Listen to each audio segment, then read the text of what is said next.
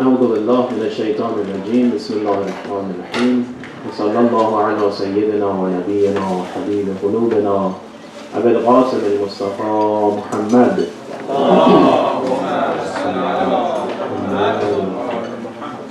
وعلى آله الطيبين الطاهرين ولعنة الله على أعدائهم أجمعين من الآن إلى قيام يوم الدين ولا حول ولا قوة إلا بالله العلي العظيم.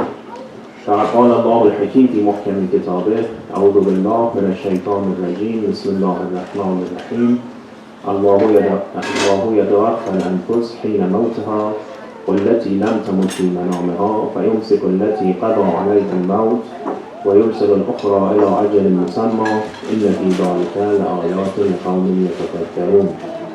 Allah takes the souls at the time of their death, and those that do not die, He takes there during the sleep. Then He keeps those for which He has decreed death and releases the others for a specified term. Indeed, in that are signs for the people who give thought. The verse 42 of chapter 39, Surah Al-Zumar. Recite a second salawat again.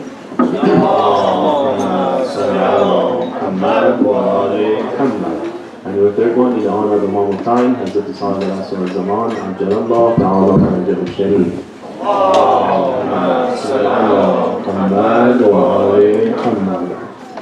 And your fourth one, inshallah, for all of those who sponsor these programs, who help out and put the extra time and effort, those who are actually watching the dishes in the background, and alhamdulillah, all the brothers and sisters who are present at the majlis.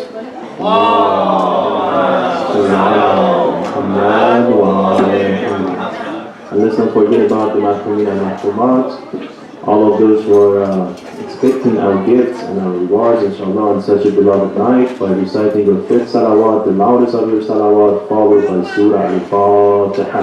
Allahumma salli ala Muhammad wa alayhi.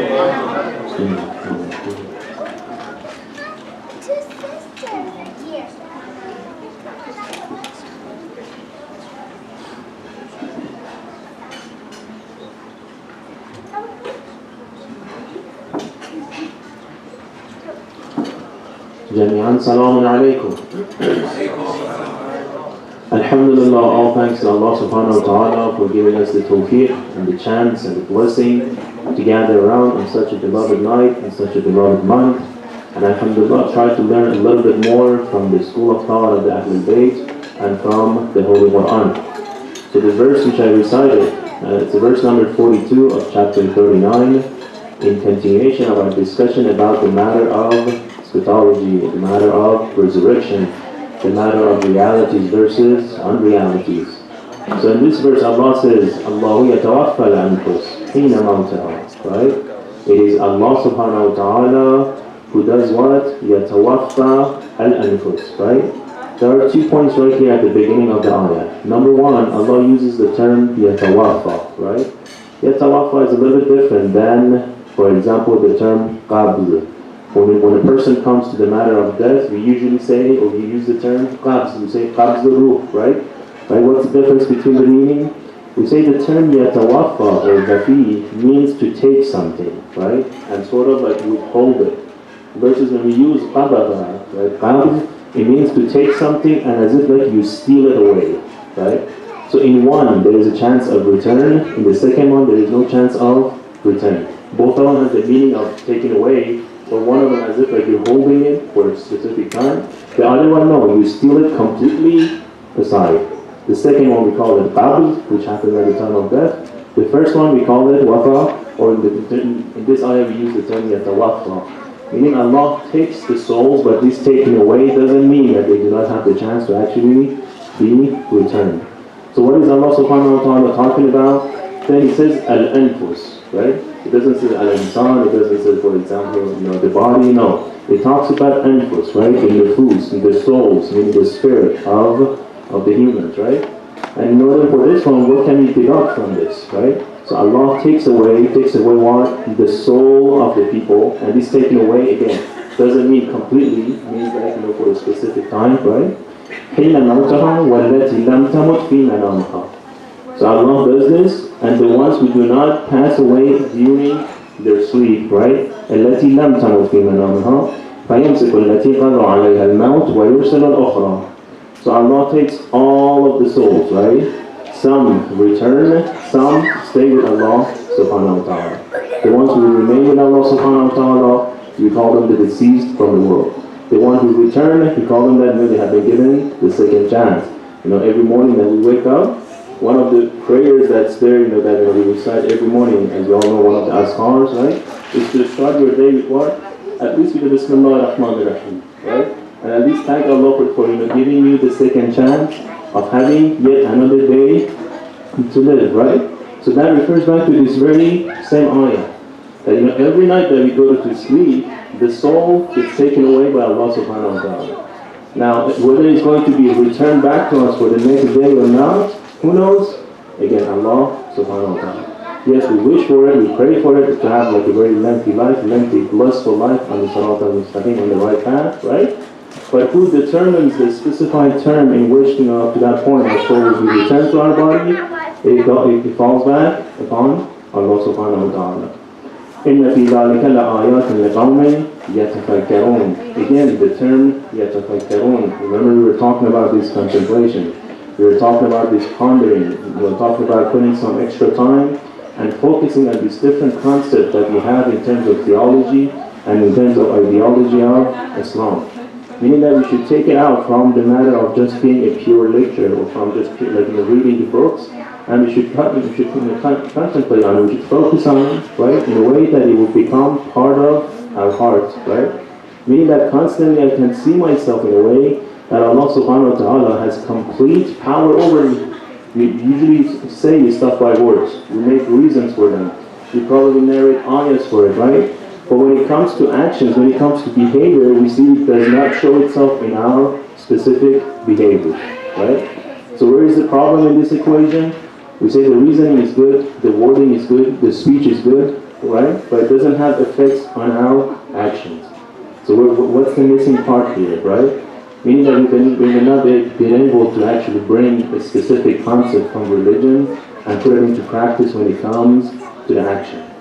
So when the Holy Prophet was asked during the month of Ramadan, right, مَا أَفْضَلُ الْأَعْمَالِ فِي هَذَا الشَّهْرِ, right? In the same Khutbatul Sha'baniyah, Amir al-Mu'mineen raised this question from the Holy Prophet. That in this month, which is the most merciful month of all, right? The hours are the best, the minutes are the best, even the seconds are the best. If you even just sleep in this month, your sleeping has rewards for you, right? So in this month, what is the best deed? أَفْضَلُ الْأَعْمَالِ, the best of the best deeds, right? What does the Holy Prophet reply? أفضل الأعمال في هذا الشهر الورع الورع الورع الورع من محارم الله, right? The best of the best deeds, the afdal, the most virtuous of deeds in this month is what? الورع من محارم الله. What's the meaning of al-wara'? Wara', they say it's a higher stage of taqwa, right? Taqwa with all of its levels, taqwa has levels, right? Once the person elevates from taqwa, reaches the stage of wara', right? For example, in taqwa they say, if you want to make a comparison, taqwa is talking about the halal and the haram, being aware of the situation, right? Everything I want to do, first do a little calculation. Is what I'm about to do, is it falls within the halal category or does it fall within the haram category, right? This is, they say, it's a very basic level of taqwa, meaning being aware of Allah subhanahu wa ta'ala in any given circumstances, right? Once the person works on, and again, once the person works on this and passes this level, he or she reaches the stage of wara'. Meaning that because the preliminary level has become already solid within him, right? Now he or she moves on to the second level, which is wara'. Wara' means you don't even think about the possibility of falling within the haram or avoiding the halal of Allah subhanahu wa ta'ala. Meaning the obedience of Allah becomes a little bit more severe, becomes a little bit more solid. So now instead of focusing only on the halal and haram, you go to the next stage, you talk about the mustahab and makruh. You talk about what is recommended and what is recommended to avoid, right? So that's the very first level of the meaning of al-wara'. So why does it say al-wara'u min maharim Allah? Right? In this month, which is a month filled with mercy, the best virtues, the best of the best deeds is to maintain ourselves, to avoid the maharim Allah, the haram of Allah subhanahu wa ta'ala, the sinful act, right, the sinful income, right? All of the haram deeds that we have in the religion of Islam. Why? Because they say it's simple. The more we maintain ourselves from the sins, the more our existence, the more our entity, the more our identity actually, right, becomes or finds this capability of receiving the mercy of Allah subhanahu wa ta'ala. Meaning that Allah's mercy doesn't change, right? We call him everlasting, the omnipotent, right? He's the creator. He's constantly bestowing his mercy upon his creation, right? We as a part of his creation, right, we have this choice, right, to make sure that we fix our receiver in a way that we can get the maximum of the mercy as possible, right? It is upon us to work on our receiver.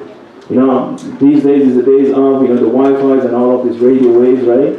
If you don't have a 4G receiver on your phone, no matter how much of the 4G signal you have in your in a community, your phone is not going to have a 4G connection, right?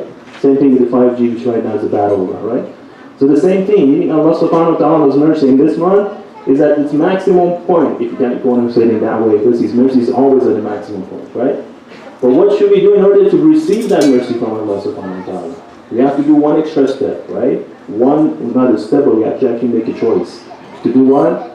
To avoid all of the haram of Allah subhanahu wa ta'ala. To put aside all of the sins, to put aside all of the minor, ganah as we speak of, right? And mashallah, there are so many different types of sins. I'm not going to get into that inshallah for tonight. So what does Allah says? إِنَّ فِي ذَلِكَ لَآيَاتٍ لِقَوْمٍ يَتَفَكَّرُونَ. Why does it call upon us to, again, this ayah for those who actually think and contemplate on this one? Because they say every action we do has this precedence of thinking and logic behind it. Everything we do comes out of the intention. That intention, how does it get formed? We see something, we hear something, we read about something, we get to know something, right? There comes a taste for it, we like it, right? We become desire for it, then we go for it, right? So the beginning step, the very first step for every action that we do comes out from the way that we think and we perceive the stuff or objects around us, right? Therefore, when you look at a lot of hadith in which says that the mu'min doesn't just go anywhere, right? You cannot find mu'min in specific places, for example, right? Why are they talking about places, the times, the people, right? All of this stuff that mu'min has interaction with? Because all of this has effects on the way that we perceive, the objects around us. If I want to give you a very simple example, imagine you have to go traveling and you have to take a charter bus from here to, the East Coast or the West Coast, right? So on this charter bus, you happen to sit next to someone who's a chain smoker. You don't smoke, but this guy is a chain smoker, right? Of course, he's not allowed to smoke on the bus, right? But by the time that the bus stops for a break, he immediately goes outside, he lets up one cigarette, he smokes, he comes back in, he sits right next to you. Nothing else. You don't even talk with this guy, right? By the end of the journey, when you reach your destination, right, as you get off the bus, the very first person who comes to welcome you, the brother or sister who comes to welcome you, right, what's the first thing they may say? Oh man, you smell like cigarette. Have you been smoking? Say, no, I haven't been smoking at all, the whole journey, right? I'm not a smoker. So how come you smell like a smoker? Because I was sitting next to a person who was a chain smoker, right? We didn't do the act, but because we were just sitting next to a person who were constantly committing the act, the effect of that act actually got to us. This is just a physical example about smoking, like the second-hand smoking. So it's not going to be the same for spiritual matters. In fact, it's even more powerful than this, right? Sometimes they say one extra word, one extra salam, one extra phrase will actually make this whole interchangeable equation between two spirits, right? So that's why we have to be very careful. And some of the akhlaqi ulamas, they actually use this term. They say some people are actually the thieves of spirituality. We have thieves for money, like those who rob the bank, for example, right? We have thieves who steal spirituality. They're waiting for those who have have a good spirituality sense in order to gain something from them just by simple behavior, just it's like spreading salam. It's like saying how are you doing, right? With one word, the whole thing shifts. The whole thing reaches sort of like a balance level between the two. So this is when you hang out with the good people. which is again always, in terms of our religious teachings, right? Now, what if I continue hanging out with, the wrong, folks, right? The wrong, friends? What's going to happen? The matter of smoking, now it's going to affect me in the matter of spirituality. You look at the person, right? He was a very strong believer when he was perhaps 10, 11, 12 years old.